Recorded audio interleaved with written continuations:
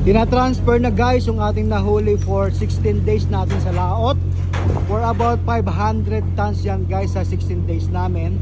So ngayon, second day na namin ng pag-unload ng isda dito sa napakalaking barko na ito guys. Ano ang pangalan nito? Hindi ko nakuha ang pangalan. So, si Sin kasama. Sin kasama guys. Ayan guys, shout out! Nasa loob sila ng bodega. Ayan guys. Oh. Ayan.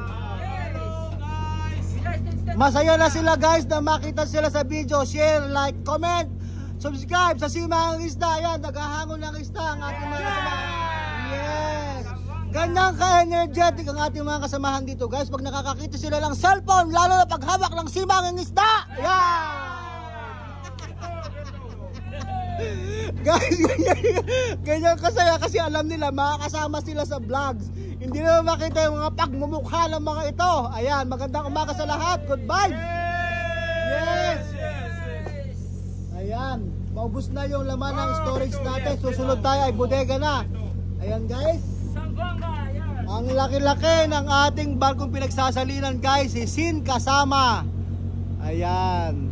Magandang umaga, good vibes sa inyong lahat. At kami ay patuloy sa aming trabaho. Maraming salamat. Thank you. Ayun, maraming salamat daw, sabi ng PNG local crew.